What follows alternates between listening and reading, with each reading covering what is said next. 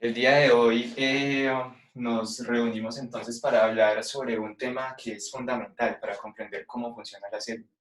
Ese tema, pues, surge como una pregunta a observaciones que hemos hecho a lo largo de este curso. ¿Cuáles observaciones? Acá hemos observado la conformación de unas moléculas que son complejas, que son grandes, ¿sí? Como por ejemplo proteínas que son polímeros pues, bastante complejos. Hemos hablado de la duplicación de un ADN, que estamos hablando de millones de pares de bases que se sintetizan que se acomodan en la posición correcta ahí en este proceso de la replicación de los cromosomas. Mm, Existen unas leyes que escribió un señor que se llama Antoine Lavoisier, que se llaman las leyes de la termodinámica. Una de las leyes, o bueno, cuando uno analiza las leyes de la termodinámica, uno llega a la conclusión de que todos los sistemas del universo están avanzando hacia el caos, hacia formas que son más simples, hacia estados de menos energía a medida que se va gastando pues la energía. Pero entonces cuando uno analiza la conformación de las proteínas, la organización de las proteínas en toda una célula, que es una estructura bastante organizada, muy compleja, pues entonces uno ahí observa que eso va en contravía de esa ley de la termodinámica que dice que los sistemas tienden hacia la entropía, hacia el desorden. Entonces, para que un sistema se ordene, como lo que ocurre espontáneamente, lo que ocurre cuando las cosas se dejan que pasen, es que las cosas se desordenen, pues entonces, para que las cosas se ordenen, es necesario que haya algún tipo de energía o algún tipo eh, de sistema que haga que las cosas se organicen. ¿Listo? Entonces, ahora viene esa pregunta, ¿de dónde surge la energía para que las cosas en las células se organicen? Y bueno, esa respuesta se responde de diferentes formas dependiendo de qué organismos estamos hablando. Hay unos organismos, como por ejemplo las plantas, que logran obtener una gran cantidad de energía a partir de la luz. Y la luz funciona como su fuente de energía principal para poder hacer cosas como fabricar ATP o producir ciertas formas moleculares que llevan energía para poder construir cosas como por ejemplo carbohidratos, como por ejemplo el NADP reducido. Otros organismos, como por ejemplo nosotros los animales, pues hemos evolucionado para obtener nuestro alimento a partir de moléculas orgánicas que se encuentran muy reducidas, como por ejemplo los carbohidratos o los lípidos. Eso significa entonces que en nuestro caso nosotros obtenemos energía principalmente de moléculas orgánicas que se encuentran reducidas. Ahora, la pregunta es, ¿cómo es eso de la energía? O sea, usted consume alimentos, digamos que usted llega y se consume algo muy rico en azúcar, en glucosa, eso es muy rico en energía, pero entonces la célula, ¿qué es lo que utiliza? La glucosa. No. Si nosotros hiciéramos una analogía con los vehículos, con el transporte automotor, con las máquinas, digamos, de ese tipo que funcionan con combustibles de combustión interna, pues entonces nosotros podríamos comparar a la glucosa o a la grasa con el petróleo, ¿sí? Usted a un carro o a una moto no va y le echa petróleo directamente, eso tiene que refinarse. Y tiene que refinarse entonces hacia gasolina. Entonces, ¿qué es lo que la célula realmente utiliza en sus procesos para poder hacer cosas? Pues lo que utiliza es como una forma de petróleo refinado de gasolina y diríamos que se llama ATP.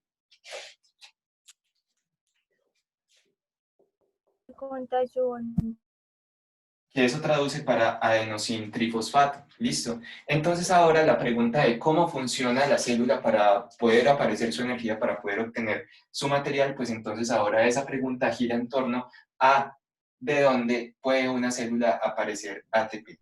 Listo. Entonces el tema de hoy, pues lo titularemos Energética de la célula.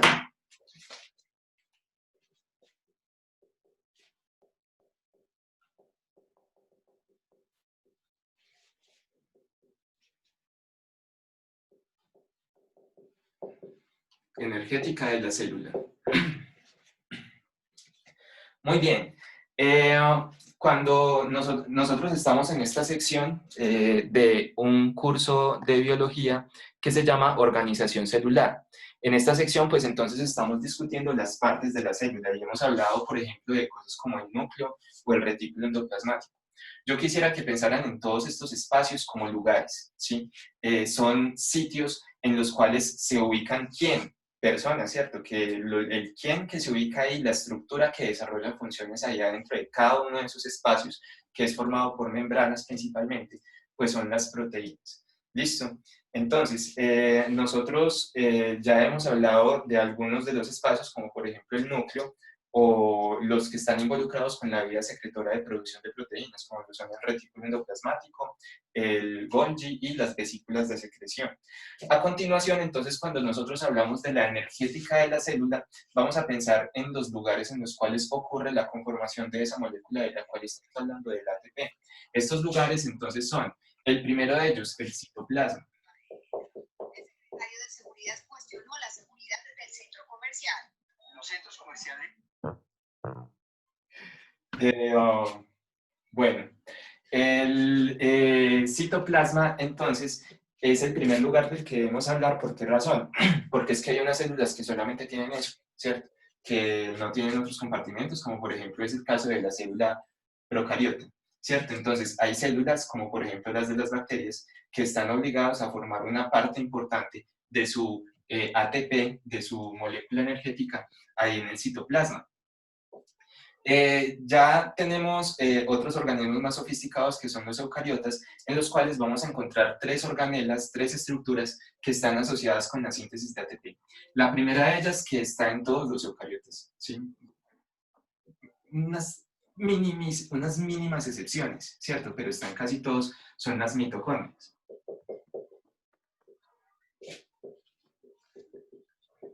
¿Sí?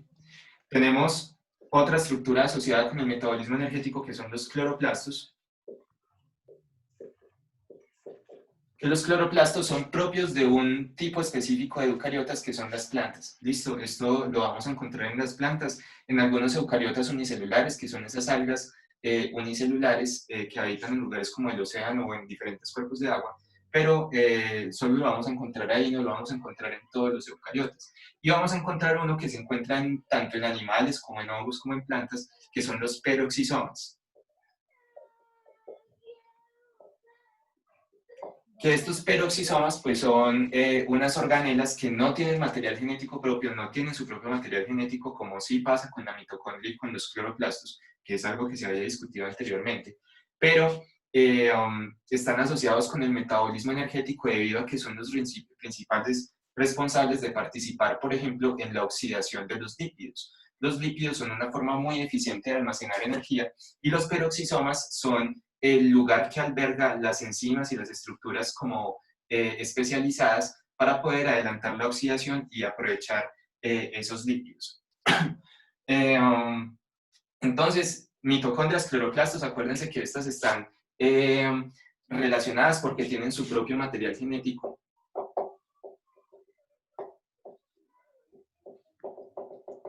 Y porque provienen de un proceso endosimbiótico.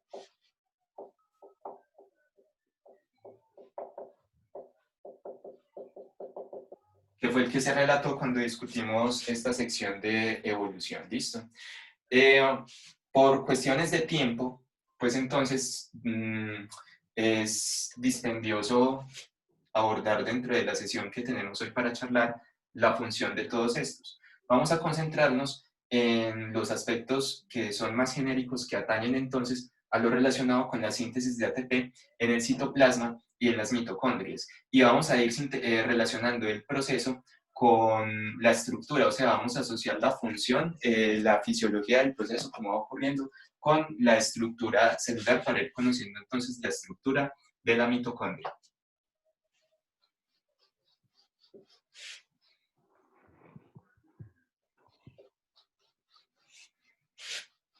Entonces, dibujemos nuestra célula para ubicarnos en los diferentes procesos y vamos dibujando los procesos que van ocurriendo al otro lado. Entonces, acá tenemos una célula estándar que tiene su núcleo y vamos a ignorar el resto de las partes por ahora. O sea, sabemos que hay continuo, a la envoltura externa del núcleo sigue el retículo, y que al otro lado del retículo entonces vamos a encontrar la cara cis del Golgi, y vamos a encontrar entonces estas vesículas aplanadas hacia el otro lado de la cara trans que va haciendo la exportación. Todo eso está ahí, pero no lo vamos a dibujar. Lo que vamos a considerar ahora es entonces este espacio que se llama el citoplasma. El citoplasma pues está atravesado por un montón de membranas y por un montón de estructuras diferentes, pero es un espacio que está conformado principalmente por agua y que se encuentra saturado con una cantidad muy grande de proteínas y también de ribosomas. Dentro de toda la célula, por ejemplo, dentro de toda la célula eucariota vamos a encontrar más o menos 1.000.000 de ribosomas y obviamente pues muchas proteínas ahí difundidas en el citoplasma. ¿Cierto? Vamos a encontrar también la situación, por ejemplo, en la cual una célula tiene que producir ATP rápidamente. Entonces, en ese caso, ahí en el citoplasma vamos a encontrar disuelta esa molécula tan estelar que se llama la glucosa. Entonces vamos a dibujarla, CH2OH, C.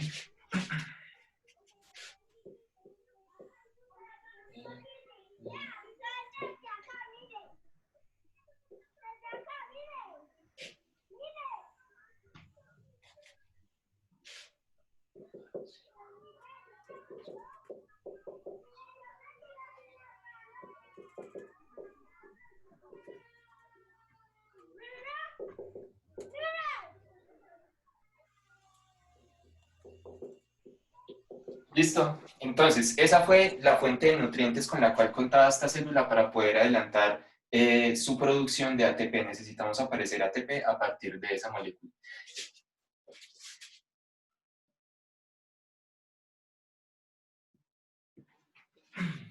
Entonces, vamos a asignarle una numeración a estos diferentes carbonos para poder ubicarnos bien en las reacciones. Entonces, este es el 6, el 5, 4, 3, 2 y el carbono 1. ¿Listo? Entonces, ahí van a empezar a pasar distintas transformaciones con esta glucosa para que sea algo útil para poder producir nuestro ATP. Lo primero que va a pasar con esto es que se le va a llegar ATP. ¿Listo? O sea, para producir ATP, hay que gastar ATP, hay que invertir un poquito, hay que invertir para poder ganar. Entonces, a continuación, vamos a ir escribiendo por acá el gasto y la ganancia de ATP para que podamos ir rastreando pues como la reacción como va ocurriendo. Entonces, acabamos de gastarnos una molécula de ATP que va a reaccionar con esta glucosa. Cuando reacciona con esta glucosa, entonces uno de los ATPs, uno de los fosfatos que tiene el ATP es transferido hacia la glucosa y se ubica en esta posición acá sustituyendo este hidrógeno. Esto ya no va a ser ATP, sino que va a ser ADP, lo gastamos. Cuando se gasta el ATP se hidroliza y se convierte en adenosin difosfato, en ADP. Y entonces ahora tenemos esta molécula que ahora tiene un fosfato, que acuérdense que el fosfato forma enlaces que son de alta energía. Y eso significa entonces que ahora que tiene este fosfato que se ha adicionado a esa glucosa, pues entonces tenemos una glucosa que es de alta energía y tenemos una molécula que se llama la glucosa. Vamos a por esto en otro lado. Tenemos ahora esta molécula que se llama glucosa 6-fosfato. Podrán observar que se llama glucosa 6-fosfato, pues porque el fosfato que se acabó de adicionar a partir del ATP, pues fue ubicado en el carbono número 6, ¿listo? Entonces, ahora tenemos fructosa glucosa 1,6-fosfato, glucosa 6-fosfato, perdón.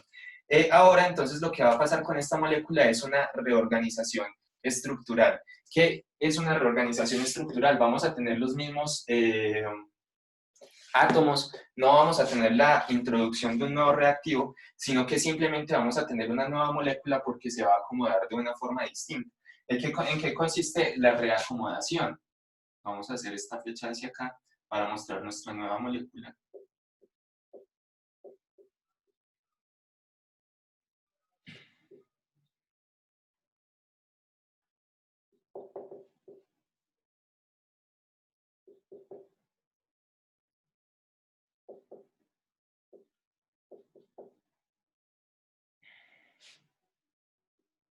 si acá es... sí.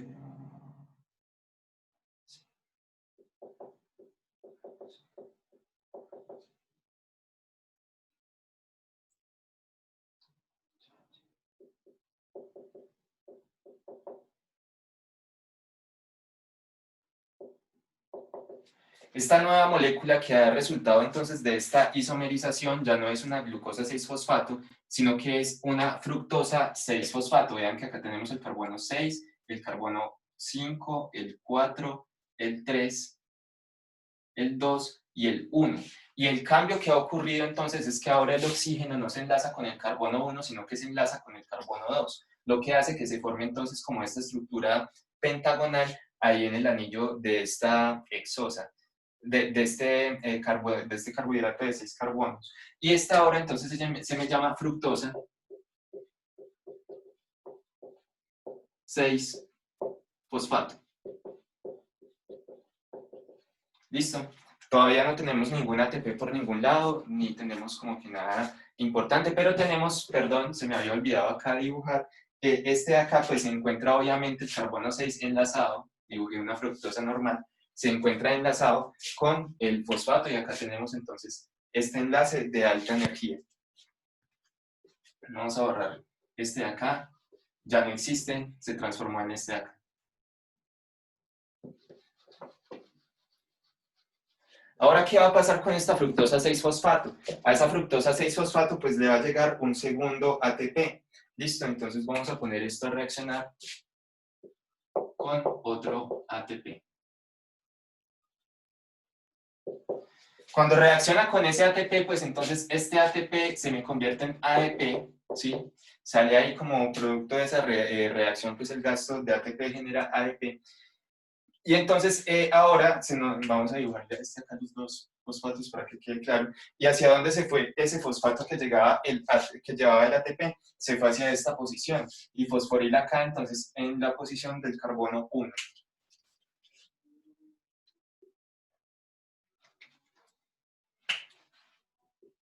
Y ahora vamos a tener entonces una fructosa que va a ser la fructosa 1,6, fructosa 1,6 difosfato.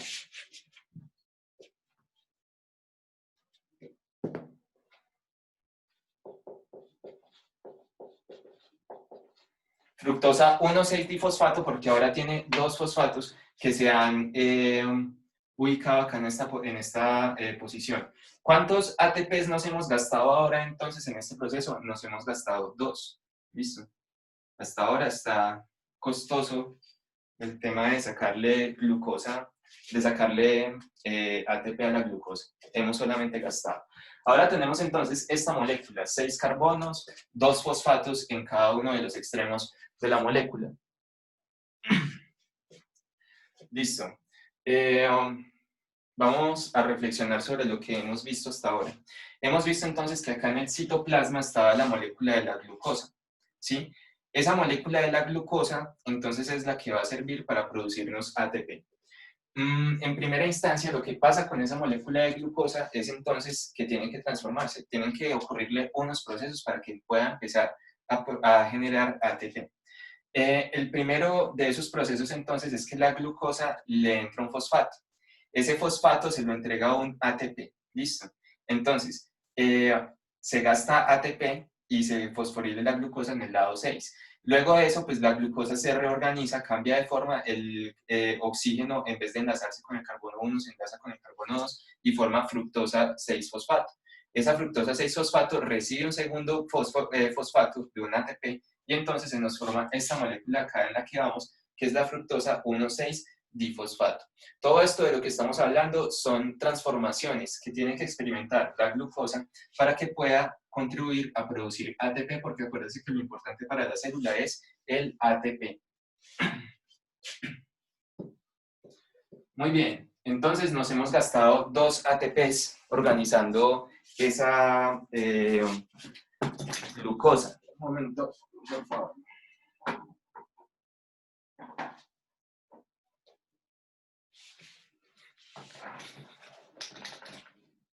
Ingeniero de iluminación.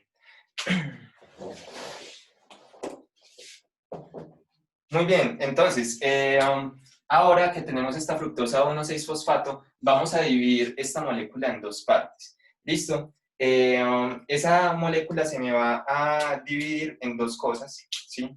Que a la larga son una.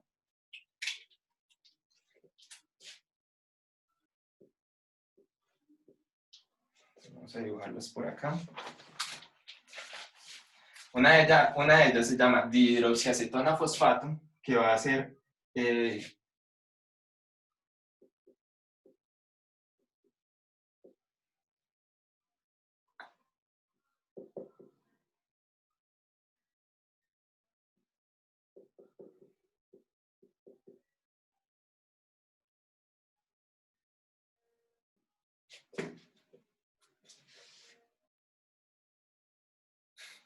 este de acá se llama dihidroxiacetona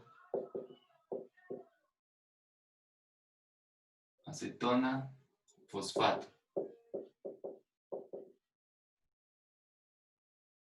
Y el otro que se nos va a formar se llama gliceraldehído 3-fosfato.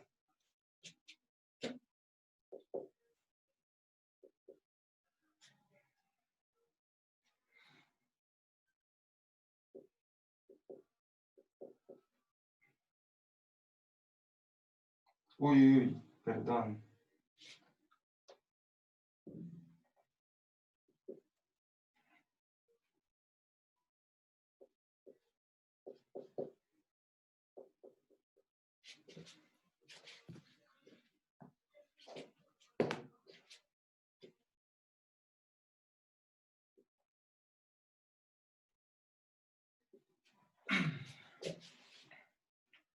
Listo.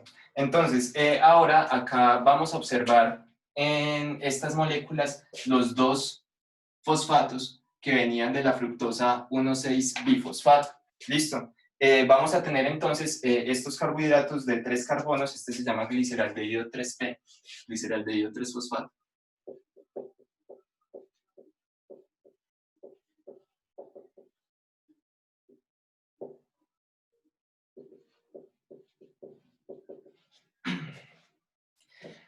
Estas moléculas de acá, esta es la que nos va a continuar el proceso en realidad. Esta recibe una modificación adicional y en esa siguiente modificación la dihidroxiacetona fosfato se convierte igual en gliceraldehído 3-fosfato. Entonces, en últimas lo que va a pasar es que se nos van a producir dos moléculas de este gliceraldehído 3-fosfato, que es con la cual vamos a continuar el proceso de la glicólisis. ¿Listo? Entonces, acuérdense, siempre tenganlo presente. Acá estamos sacando ATP. Estamos fabricando ATP a partir de la glucosa. Los primeros pasos de eso, pues requieren que lo que estamos hablando, el proceso de degradación de ATP en el citoplasma se llama glicólisis. Este proceso de degradar ATP en el citoplasma se llama, de degradar glucosa en el citoplasma para producir ATP, se llama glicólisis. Bueno, entonces, en la primera etapa vamos a activar la glucosa poniéndole 2 fosfatos y formando entonces esta molécula fructosa 1,6-difosfato que tiene 6 carbonos, 2 fosfatos, uno en cada extremo de la molécula. Ahora, cuando se nos divide, se nos forman dos moléculas de 3 carbonos que tienen de a un fosfato, que son la dihidroxiacetona fosfato y el gliceraldehído 3-fosfato. La dihidroxiacetona fosfato tiene un paso adicional para convertirse en gliceraldehído 3-fosfato. Entonces, en últimas, esto de acá nos va a producir dos moléculas de gliceraldehído 3-fosfato, que es con las que vamos a continuar charlando.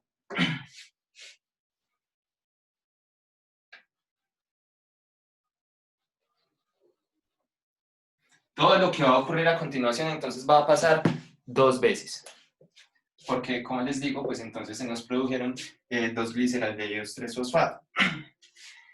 En el primer paso entonces se nos va a formar una molécula nueva, ¿sí? Que la vamos a contar como ganancia, porque cada una de esas moléculas en un paso adicional se me va a convertir en 3 moléculas de ATP. Esa molécula se llama NAT reducido, ¿sí? Es como un nucleótido, ¿sí? Es muy parecido a un nucleótido, un poco más complejo y más grande, que funciona como una molécula que es un acarreador de electrones, o sea, se encarga de transportar electrones. A continuación, lo que vamos a empezar a ver es que se va a formar un poquito de ATP, sí, pero todo esto tiene como propósito transportar electrones hacia un lugar específico. Entonces vamos a empezar a cazar electrones que se encuentran ahí metidos en ese gliceraldehído 3-fosfato. El que captura esos electrones es el NAD oxidado, que vamos a escribir así, NAD oxidado. El NAD oxidado entonces es un acarreador de electrones. Él llega y cuando reacciona con el gliceraldehído 3-fosfato, pues entonces se convierte en una molécula que se llama NAD reducido, que este de acá significa NAD reducido. Es un NAD que lleva un protón y asociado a ese protón lleva también 2 electrones. ¿Listo? Entonces, esto de acá es una molécula que lleva un protón y que también lleva 2 electrones. Y eso es algo que cuando se forma un NAD reducido,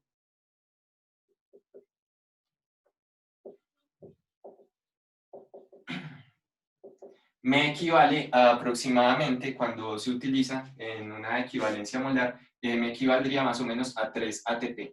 ¿Listo?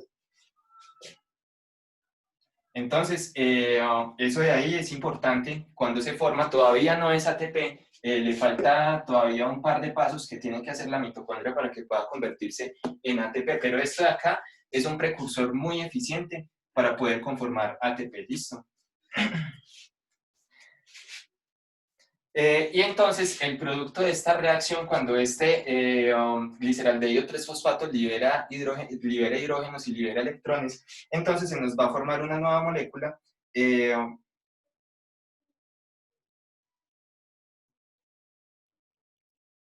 Perdón, un momento, qué pena con ustedes. Verifico acá una cosa que no sé.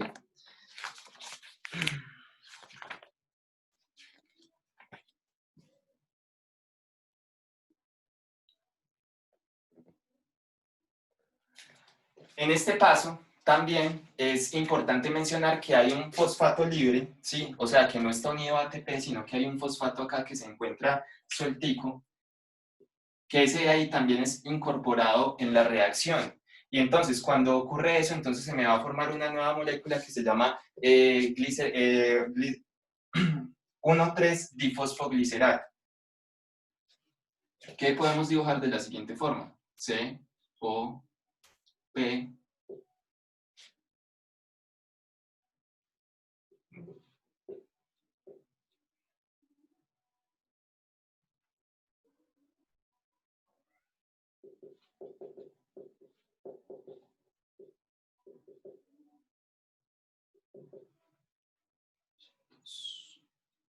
listo. Entonces, ese ahí va a ser el 1,3-difosfoglicerato. Una molécula que ya tiene entonces 2 enlaces de alta energía ubicados acá en esta posición. A continuación, entonces, lo que vamos a encontrar ya es la primera formación de ATP. Hemos formado entonces ya una molécula que es interesante, que la vamos a apuntar acá como ganancia, que es un NAD. ¿Sí? Pero, y acá hemos gastado 2 ATPs. Y hemos ganado un NAD, bueno, 2 NAD en realidad, porque acuérdese que esto está pasando 2 veces ahí. Por cada glucosa que entra al sistema, en este punto ya llevamos 2 gliceraldehídos 3-fosfato y también 2 NAD reducidos producidos. Entonces acá tenemos 2 NAD reducidos hasta ahora. Muy bien. Acá. Y vamos a borrar entonces esta parte de acá arriba. Continuamos entonces con esta molécula, que acuérdense que todo esto está pasando 2 veces, que es el 1,3-difosfoglicerato. Ahora entonces, uno de los fosfatos que se encuentra acá va a ser entregado a ADP. Entra a la reacción ADP, que tiene 2 fosfatos, y sale de la reacción ATP, que tiene 3 fosfatos, incluyendo ese de alta energía. Eso significa entonces que ha ocurrido una fosforilación de ADP. Una fosforilación en la cual una molécula le entregó al ADP el fosfato, una molécula le entregó al ADP el fosfato. Y lo que se nos ha producido en esta reacción de producción de un ATP, pues entonces es el 3-fosfoglicerato, que es COO menos, C, OH, COP, H2.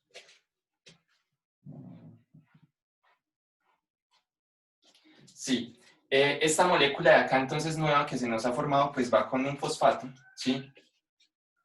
Porque este que había acá arriba se dirigió hacia esta posición, ¿listo? Y entonces ahora lo que se me ha conformado acá se llama, como les decía, el 3-fosfoglicerato.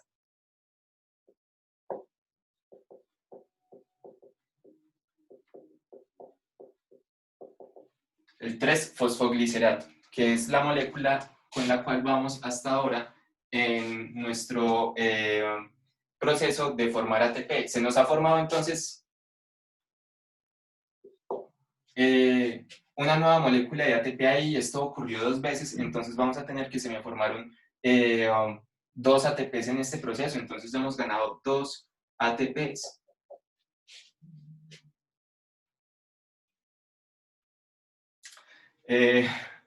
Bueno, continuemos. Entonces ahora vamos con esta molécula del 3-fosfoglicerato. Acuérdense, a nuestro público de YouTube, esto es grabado con público en vivo. Ellos tienen la obligación de hacer las preguntas y de detener esto cuando dicen que va muy rápido. Ahí los estamos observando en el chat. Ellos son los directores de esto. En ellos recae también mucho de la responsabilidad de la calidad. Bueno, entonces tenemos en este punto el 3-fosfoglicerato, ¿cierto? Ahora va a ocurrir una nueva reacción en la cual se me va a producir una molécula que se llama 2-fosfoglicerato, ¿sí? Que es causada por una reacomodación de este grupo fosfato. C, O, P, H, C, H2, OH. Vean que lo que ha ocurrido acá pues es entonces una translocación del fosfato que se encontraba acá en el carbono 3 hacia el carbono 2. Y por eso entonces la nueva molécula que hemos obtenido en este paso se llama 2-fosfoglicerato.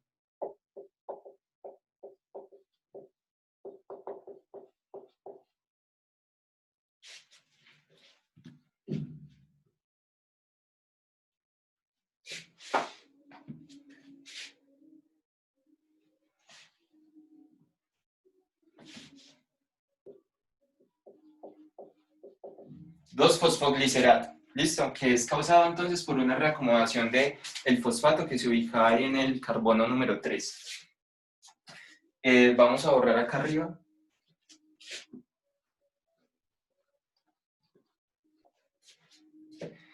Y entonces ahora van a ocurrir otras transformaciones con esto. La primera de ellas pues, es que sale una molécula de agua y aquí se deshidrata esta cuestión.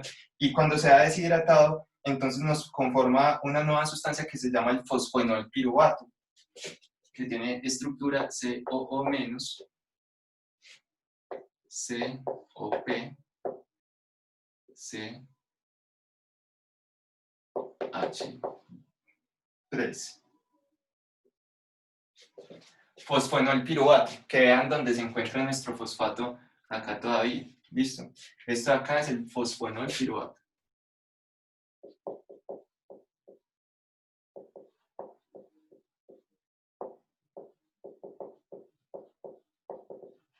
Pero entonces la molécula pues que necesitamos que se nos conforme ahora, que es muy importante, es una molécula que se llama piruvato.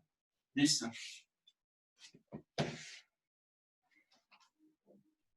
Esa conformación de piruvato pues entonces me va a tener la siguiente consecuencia, que es que va a tomar ADP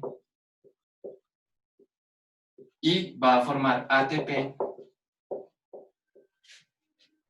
debido a la liberación de ese fosfato que se encontraba ahí en esa posición.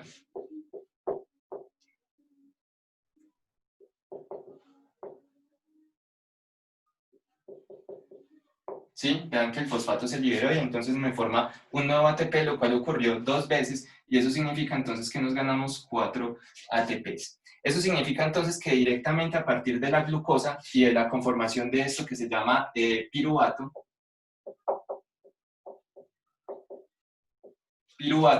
pues entonces se me han conformado estas 4 moléculas de ATP. Eso significa que hasta ahora gasté 2, gané 2, un negocio aparentemente favorable, pero esto puede ser mucho mejor, ¿sí? Puede ser mucho mejor si se produce más NAD reducido. ¿Por qué razón? Porque es que cuando se aplica el siguiente método, acuérdense que les dije que había un paso siguiente que se llama cadena transportadora de electrones y síntesis de ATP con acople quimiosmótico. Entonces, en ese proceso, cada uno de los NAD reducidos puede convertirse en 3 ATPs, ¿sí? Eso significa entonces que acá, de estos de acá, me salen 6 ATPs. Entonces, bueno, eso está muy bueno, ¿no? Pero hay unos organismos que no pueden hacer ese proceso de tomar el piruvato y también el NAD reducido y continuar procesándolo. Y les toca hacer una cosa que se llama fermentación. ¿Qué es la fermentación? Pues la fermentación, o sea, hay dos cosas que pueden pasar con este fosfoenol, perdón, con este piruvato, que pena, me estaba equivocando ahí, con este piruvato. Hay dos cosas que pueden pasar con él. Una de ellas es que se fermente y la otra de ellas es que vaya hacia un ciclo que se conoce como el ciclo de Krebs.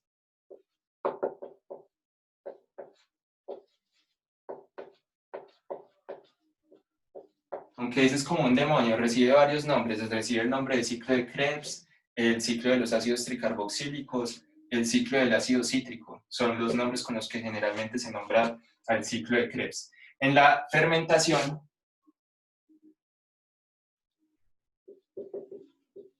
pues entonces lo que vamos a tener es que esta molécula así solita pues es un poquito complicada, puede ser tóxica también, tiene que ser neutralizada posteriormente. Y entonces,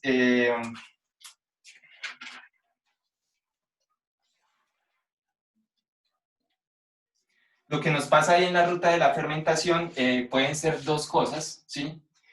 Una de ellas es que de ahí, o sea, se utilice NAD reducido para entregarle hidrógenos a ese piruvato.